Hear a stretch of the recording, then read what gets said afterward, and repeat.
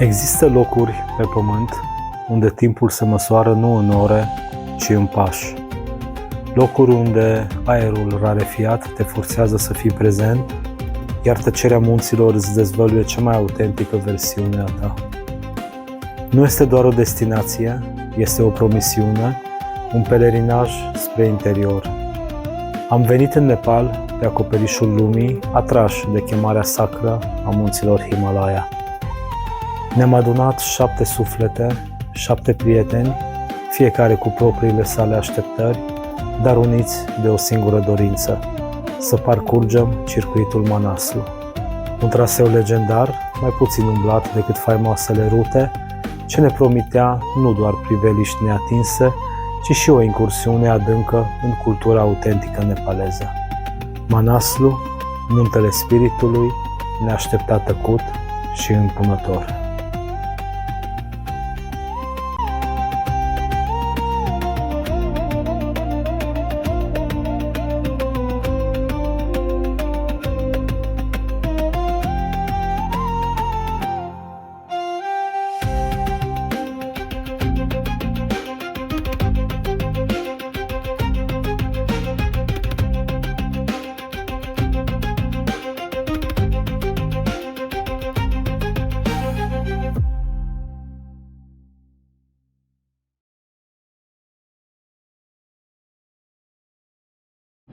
Speaking again, shortly commencing the descent to Kathmandu International. Present weather there at the moment, 23 degrees Celsius.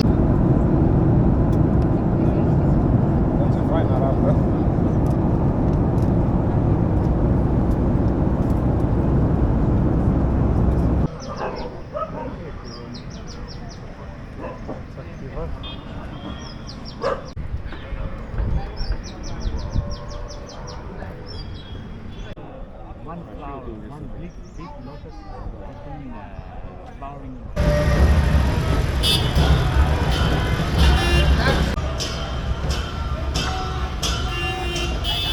Zgomot, haos controlat, o mare de culori, mirosuri intense de tămâie, mirodenii și gaze de eșapament.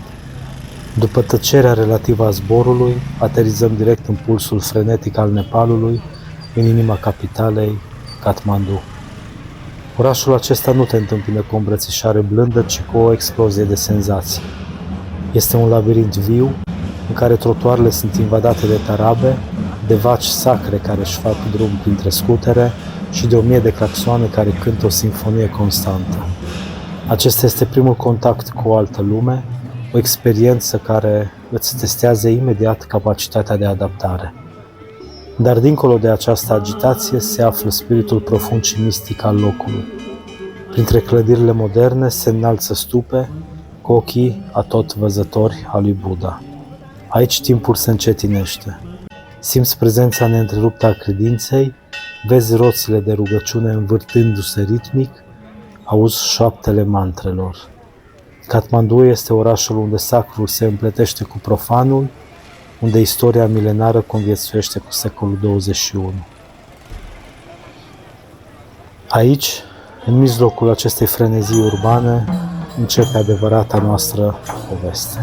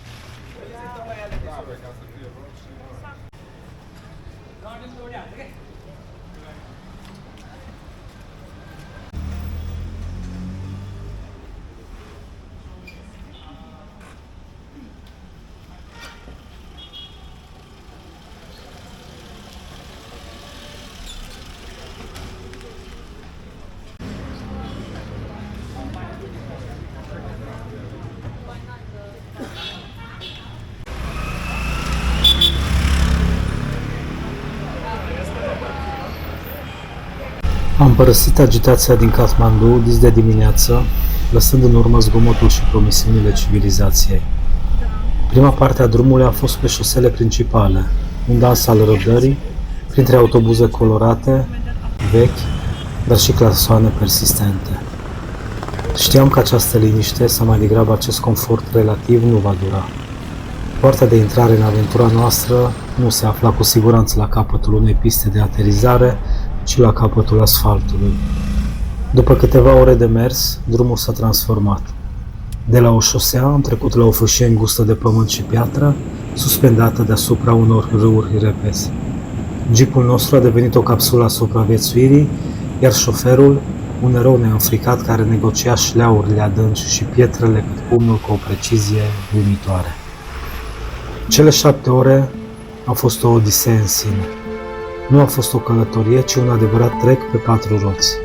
Am fost aruncați, zruncinați și uneori, probabil, am plutit pentru câteva secunde deasupra noroiului. Fiecare viraj era o surpriză, fiecare urcare o rugăciune. De la un drum șerpuit, la un drum care părea un pat de râu secat, am parcurs terenuri pe care nici nu ne-am imaginat că le poate străbate o mașină. Dar această dificultate oferea recompense vizuale imense. Peisajul se schimba dramatic. Terasele de orez sculptate pe dealuri cedau locul canioanelor adânci și a vegetației luxuriante. Am urmărit râul Budi Gandaki, care avea să devină companionul nostru fidel pe tot parcursul expediției. Am văzut o viață rurală nepaleză la muncă, culegând recoltele, transportând bunuri pe poteci înguste.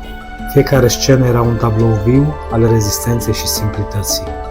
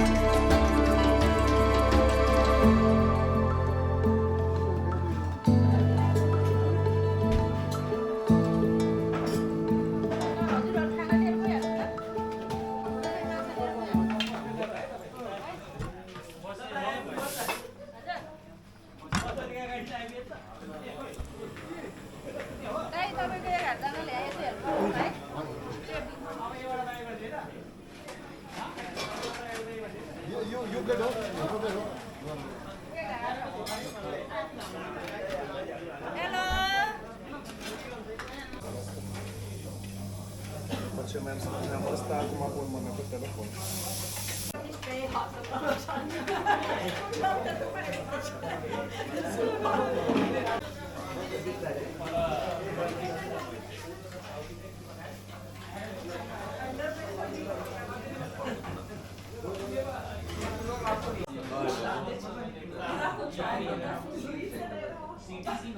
Camioanele astea lor sunt foarte faine. Cu floricele rele, cu ciubuca la noi la țară.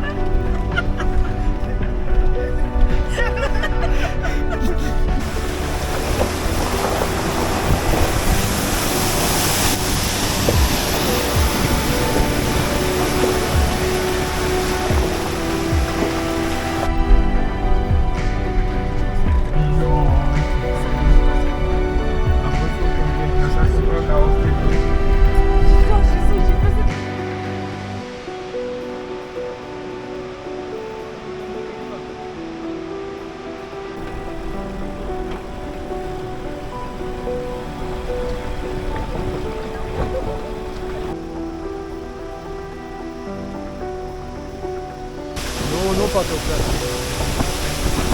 Total mai bine.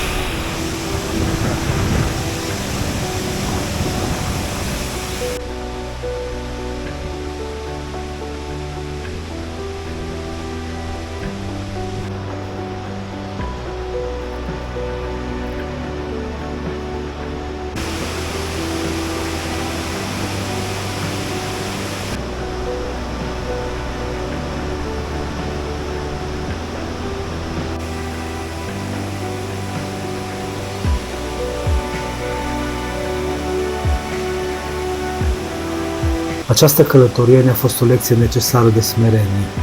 Ne-am reamintit că în Himalaya controlul nu ne aparține decât parțial. Am învățat să ne relaxăm în fața incertitudinii și să ne bazăm unii pe alții pentru un râs care să ne scape de tensiune. Ne-am sudat și mai mult ca echipă, pregătind terenul pentru ceea ce urma să vină. Seara, după 7 ore de zruncinături, am ajuns în Machacola, satul pitoresc așezat pe malul râului la o altitudine de sub 1000 de metri. Un zgomot puternic al apei ne-a întâmpinat, un sunet constant, noua noastră coloană sonoră. Părăsisem agitația urbană pentru zgomotul naturii pure. Aici, aventura pe jos începea cu adevărat.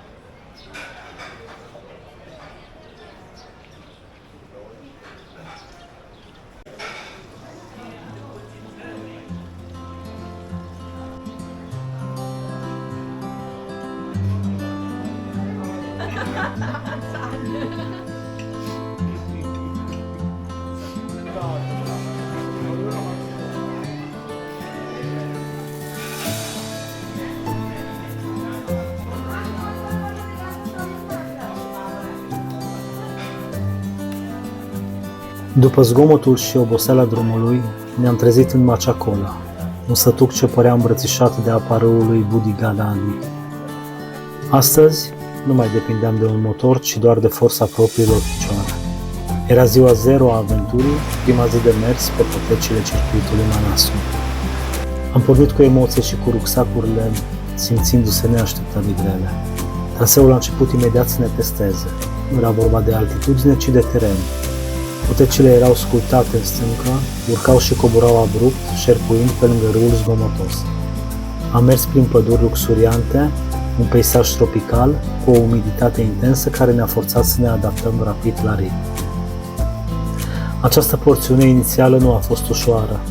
A fost o lecție de rezistență și de gestionare a energiei. Efortul era constant, iar căldura ne obliga să ne oprim des. Am realizat rapid că ritmul grupului nu este dat de cel mai rapid dintre noi, ci de cel mai lent. Aici, mecanismul prieteniei a început să funcționeze ca un motor sincronizat. Cuvintele de încurajare, o sticlă de apă întinsă fără să fie cerută, o pauză spontană, micile gesturi au devenit esențiale. Traseul ne-a dus prin sate mici, precum La Pubesi, unde viața părea să se fie oprit în timp. Am interacționat cu localnicii, mereu zâmbitori, care ne priveau cu curiozitate, dar și cu o blândețe neașteptată. Aceste interacțiuni scurte, sincere, ne-au reamintit că eram nu doar turiști, ci oaspeți pe pământul sacru. O mare parte din această zi a fost petrecută în umbra munților masivi, dar ne-am bucurat de priveliștea râului care ne însoțea neîncetat. Am traversat poduri suspendate, lungi și șubrede uneori, care ne-a oferit o primă doză de adrenalină și o perspectivă uimitoare asupra forței apei de dedesubt. Aceste poduri erau, metaforic vorbind, primele noastre bariere mentale depășite.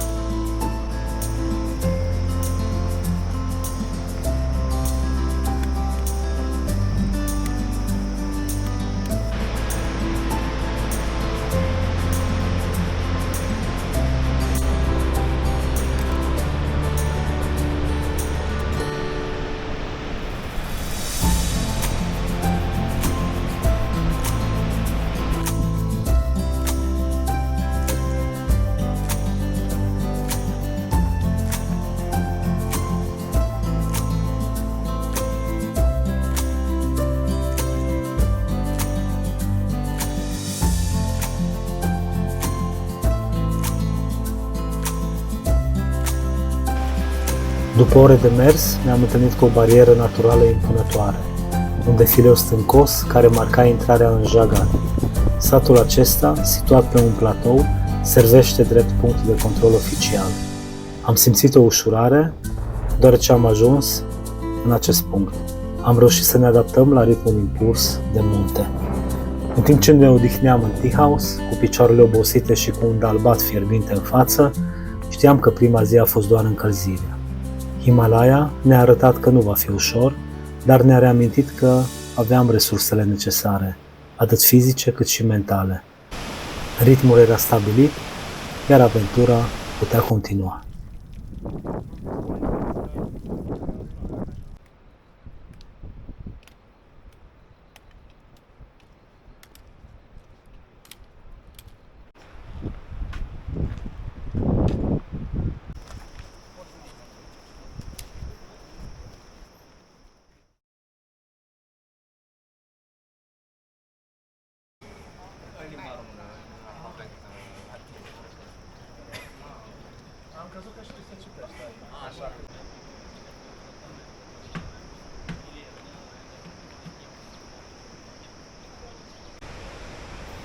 Am părăsit Jagat. lăsând în urmă ultimul avampost al civilizației. De aici, circuitul Manaslu începe să își dezvăluie cu adevărat caracterul sălbatic. Această zi a fost un test al rezistenței, dar și o sărbătoare vizuală. Am traversat peisaje de o frumusețe brutală. Cascade spectaculoase se prăvăleau direct în râu, cu o forță care îți tăia respirația, ca niște vene de cristal ale muntelui.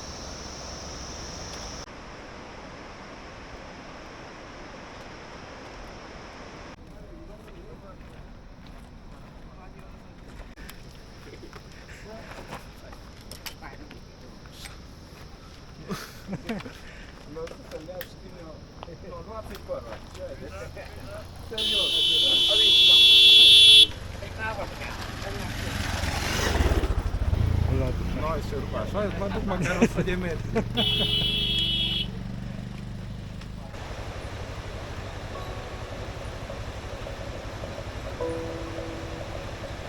Aerul devenea mai curat, mai rece, iar fiecare viraj dezvăluia o nouă panoramă a imensității. Aici simți cu adevărat că te afli la o altă scară. Totul este monumental. Râurile, stâncile, timpul.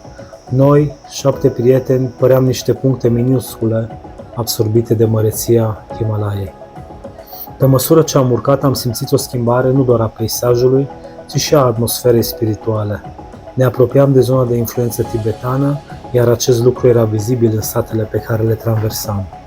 Am început să vedem primele Mani Walls, acele ziduri lungi de piatră sculptate, cu mantre și ciortenuri colorate care veghează asupra potecilor. Am înțeles rapid că în această regiune viața se desfășoară într-un ritm guvernat de credință.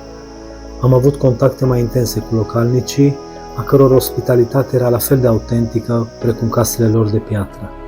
Copii care râdeau, bătrâni care învârteau roțile de rugăciune cu o liniște senină, fiecare întâlnire era o mică lecție de smerenie și reziliență.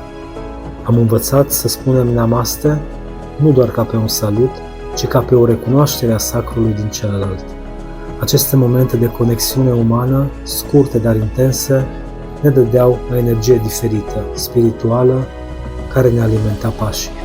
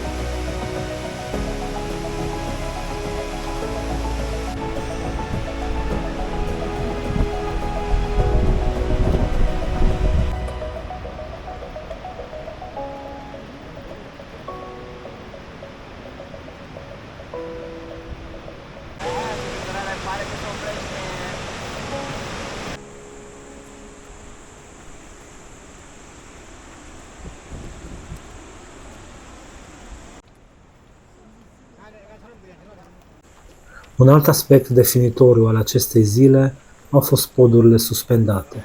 Lungimea și înălțimea lor par să crească direct proporțional cu altitudinea.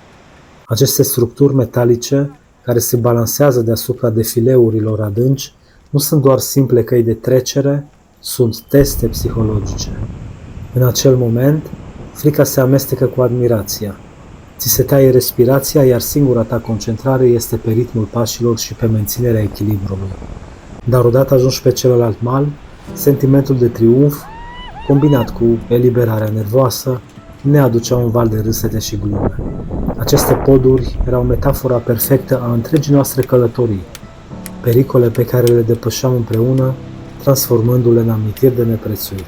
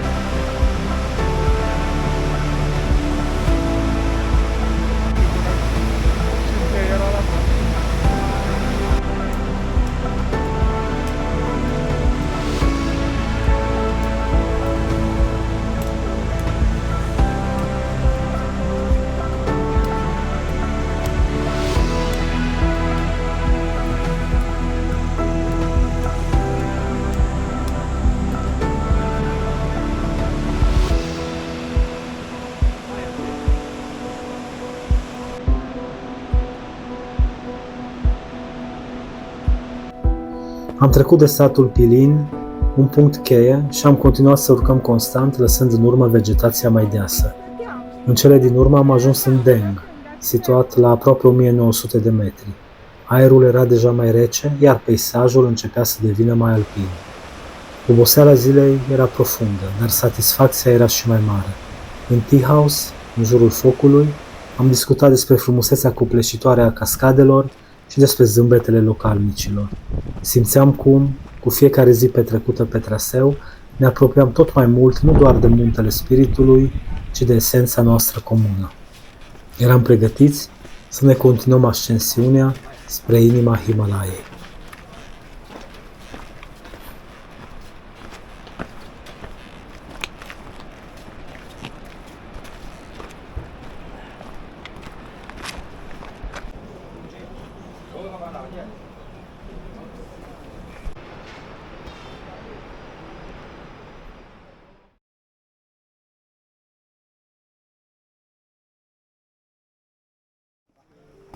It's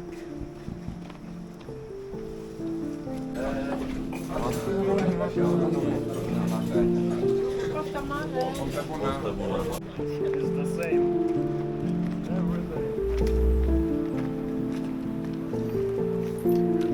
Plecarea din Deng ne-a adus într-o ascensiune constantă, iar realitatea altitudinii a început să se facă simțită. Nu mai era doar o drumeție solicitantă, era o luptă cu gravitația și cu aerul care devenea din ce în ce mai rarefiat. În această zi, părăseam zona subtropicală și intram de fapt pe tărâmul vârfurilor giganți. Traseul a devenit mai dramatic, trecând prin păduri de pin și rododendron, pe lângă Budi Gandaki, care acum curgea mult mai domol.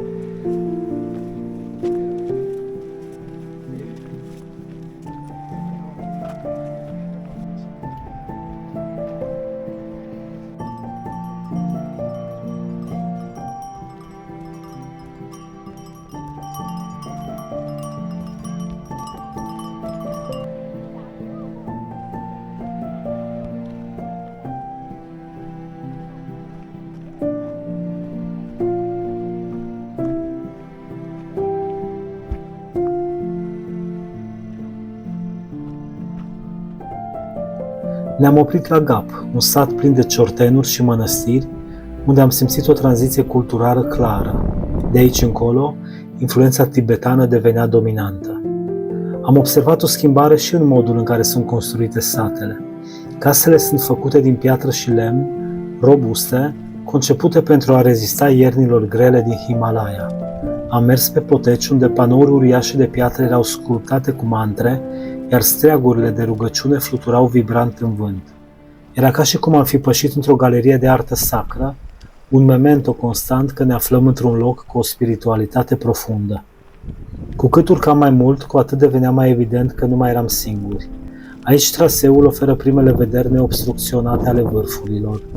Pe scurt timp, norii s-au risipit, dezvăluind crestele colosale. Acele momente de priveliște uluitoare ne încărcau bateriile instantaneu. Efortul fizic pălea în fața intensității și a promisiunii pe care o purta fiecare vârf.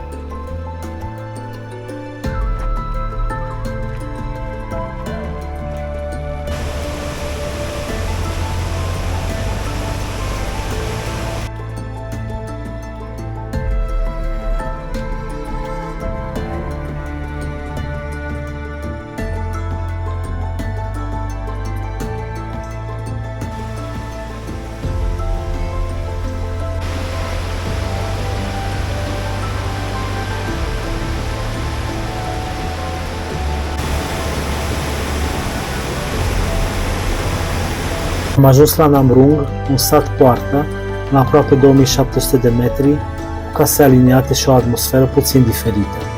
Am simțit o satisfacție intensă. Nu doar că am reușit, dar am pătruns acum în inima regiunii montane. Aici trebuia să ne odihnim bine, pentru că de mâine intrăm într-o zonă de aclimatizare și devenea o prioritate această prezență. Vârfurile ne așteptau din nou să le salutăm.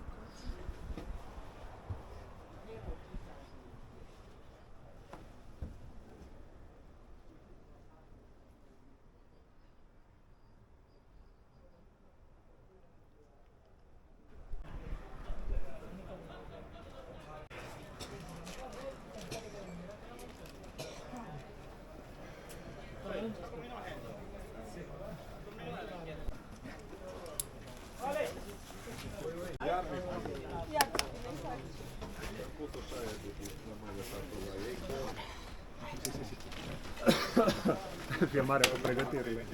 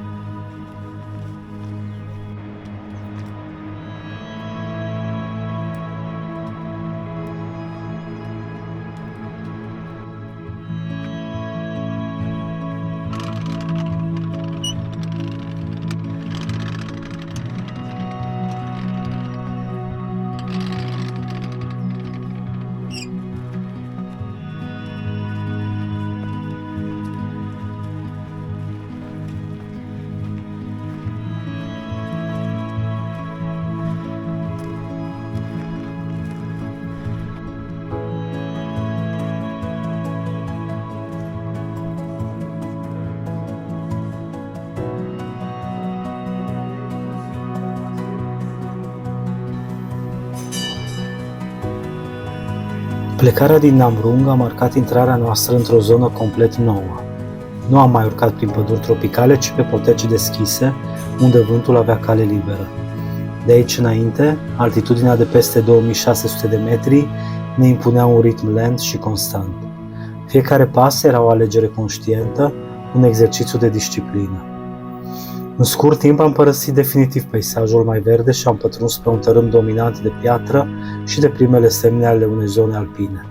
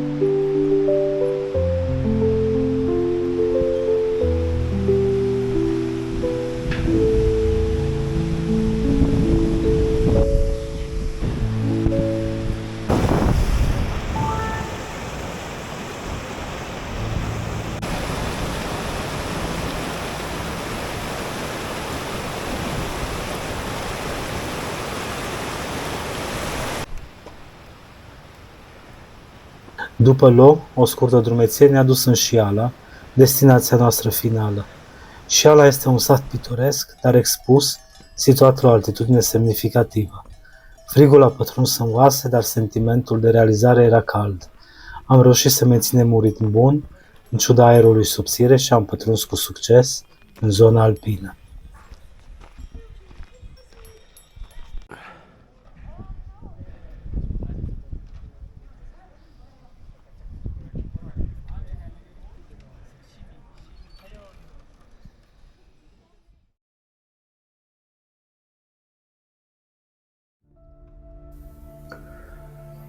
Am părăsit Șiala, simțind deja frigul uscat al dimineții. Distanța până la Samagaon era scurtă, dar binevenit din partea muntelui.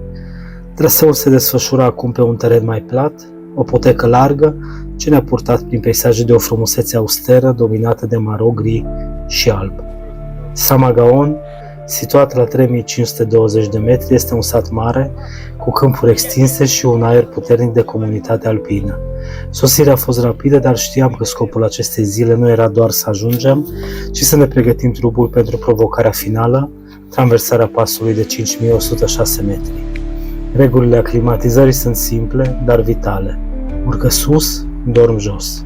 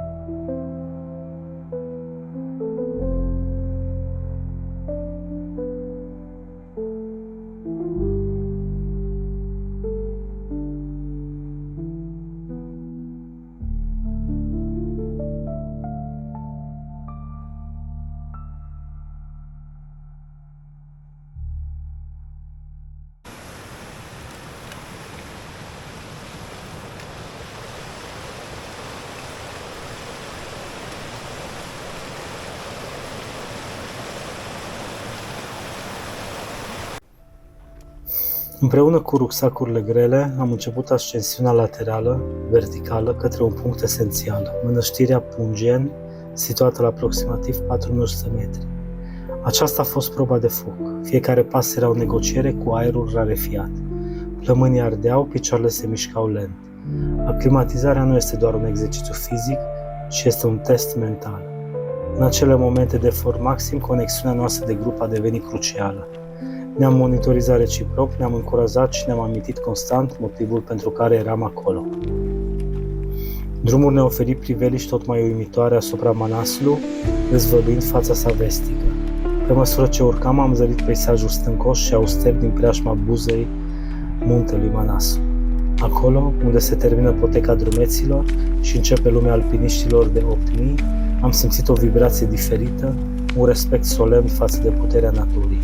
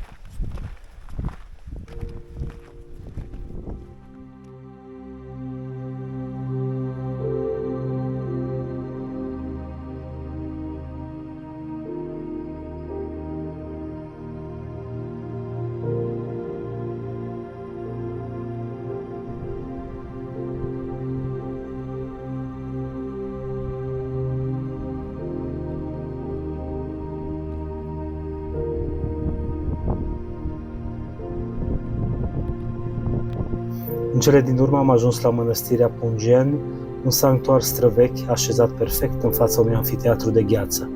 Vântul bătea puternic, agitând miile de steaguri de rugăciune care șopteau mantre către vârfuri. Aici, la 4100 de metri, nu era loc de îndoială. Era sub privirea directă a lui Manasu. Mănăstirea era un loc de pace neașteptată, un refugiu spiritual care ne-a oferit timp de reflexie. Am privit înapoi la valea pe care o urcasem și am simțit o imensă satisfacție. Am reușit să ne aclimatizăm. Am îndeplinit misiunea zilei, nu doar fizic, ci și mental.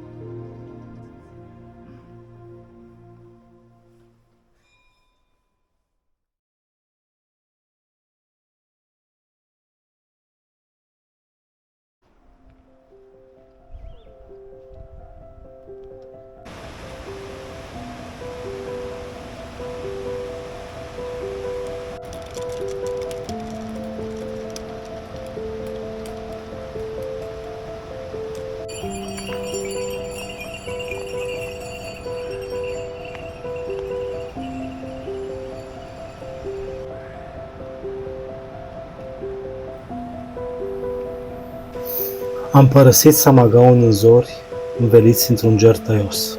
După aclimatizarea reușită de ieri, ne-am simțit mai puternici, dar știam că fiecare pas de acum încolo ne duce direct în zona de frig extrem. Traseul zilei era relativ scurt și blând din punct de vedere al pantei, dar implacabil din cauza altitudinii. Am traversat câmpii largi, înconjurați de peisaje de o frumusețe sălbatică, aproape lunară. Am trecut pe lângă Biren Natal, un lac glaciar superb, și ne-am aventurat dincolo de punctul unde viața vegetală se oprește. Aici nu mai există copaci, doar ierburi scundă și stânci. Pe măsură ce ne apropiam de Samdo, satul situat la 3875 de metri, am simțit o senzație profundă de izolare. Satele deveneau tot mai rare, iar tăcerea, spartă doar de vânt, era copleșitoare. Prietenia noastră s-a transformat din încurajarea zgomotoasă în sprijin tăcut, un pas în ritm, o privire de confirmare. Eram 7 oameni pe o planetă goală, cu excepția culmilor titanice care ne înconjurau.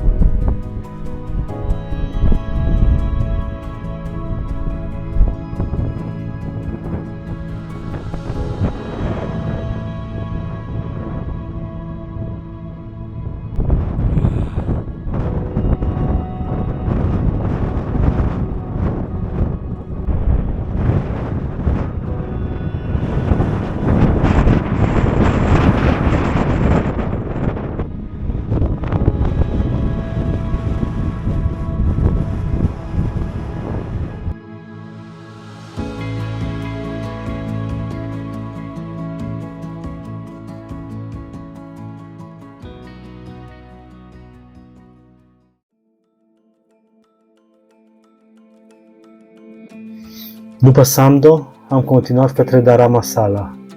Aceasta era urcarea finală, o pantă care ne-a dus la peste 4400 de metri. Peisajul s-a transformat în întregime în pietriș și gheață, un fundal perfect pentru a simți măreția terifiantă a Himalayei.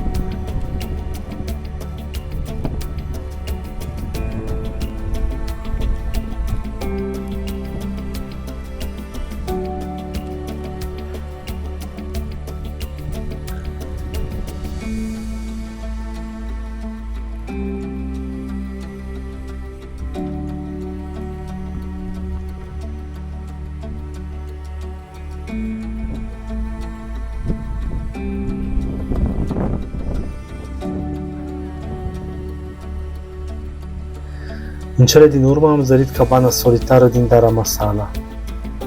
Aceasta nu este un sat, este o mică așezare din piatră, un refugiu auster și esențial. Este ultima noastră bornă înainte de pasul Larkela. Am intrat în cabană simțind epuizarea, dar și o hotărâre de nezdruncinat. La 4460 de metri frigul pătrundea oriunde, iar confortul era un lux uitat. Am petrecut orele serii pregătind echipamentul, bând un ceai fierbinte și concentrându-ne. Mâine va fi cea mai lungă și cea mai grea și cea mai importantă zi a întregii noastre expediții. Ne aflam la baza pasului, sub lumina lunii, vârfurile Manaslu păreau să vegheze. Eram gata.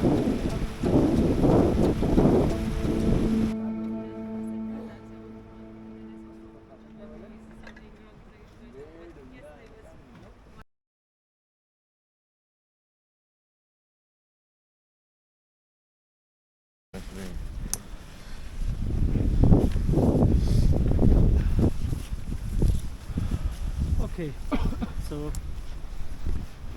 ready, Aishna? 4 dimineața, o tăcere absolută, spartă doar de scrâșnetul zăpezii sub bocanci. Noaptea era neagră și frigul, un dușman invizibil și tăios, ne amenința fiecare centimetru de piele expusă. Eram în Dharamasala, la 4460 de metri, și porneam în cea mai lungă și decisivă zi a expediției noastre. Destinația, pasul Larkela, la 5106 metri. Am pornit pe întuneric, conduși doar de fasciculele frontalelor. Prima parte a urcării a fost lentă, o luptă interioară cu frigul și cu altitudinea care ne strivea respirația. Grupul se mișca într-un ritm metronomic, fiecare concentrat pe lumina din fața sa, transformând o urcare periculoasă într-o meditație în mișcare. Pe măsură ce ne ridicam, panta devenea mai abruptă, iar aerul se rarefia cu fiecare metru câștigat. La aceste înălțimi, fiecare pas necesită un efort uriaș. Nu era vorba de forța mușchilor, ci de voință pură. Simțeai cum plămânii lucrează la capacitate maximă, iar mintea era singurul nostru aliat. Aceasta a fost proba supremă a prieteniei noastre. Am devenit o singură entitate, mișcându-ne la unison. S-au epuizat glumele, rămânând doar suportul esențial, o sticlă de apă împărțită, un semnal al mâinii că totul e în regulă. Depășirea limitelor nu a fost un act individual, ci o promisiune colectivă. Eram conștienți că nu vom putea reuși singuri. După ore de mers prin Vesna, prima bandă de lumină a apărut pe creste. Răsăritul deasupra Himalaiei a fost unul dintre cele mai epice spectacole la care am fost martor vreodată. Vârpurile s-au aprins în roșu și auriu, oferindu-ne o imagine nouă, un impuls vizual care ne-a alungat frigul și oboseala.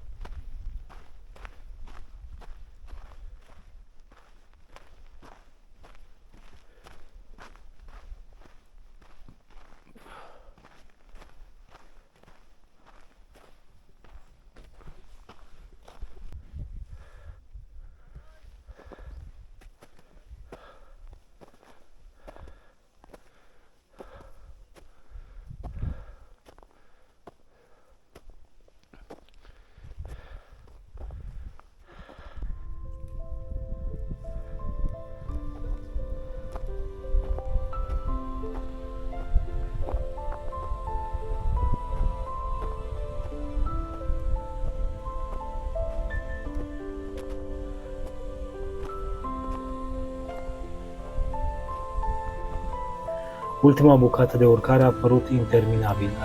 A fost o luptă prin zăpadă, o confruntare finală cu muntele, apoi dintr-o dată panta s-a domolit.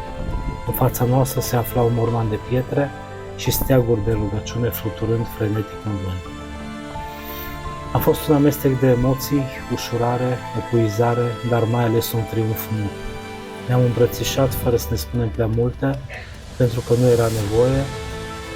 Lacrimile înghețau pe fețele noastre, dar sufletele erau fierbinți. Eram pe cel mai înalt punct al călătoriei noastre. În jur se întindea un ocean de creste înzăpezite. Kanguru, Himlung, Chao Himal. Peisajul era de o imensitate copleșitoare. Am reușit.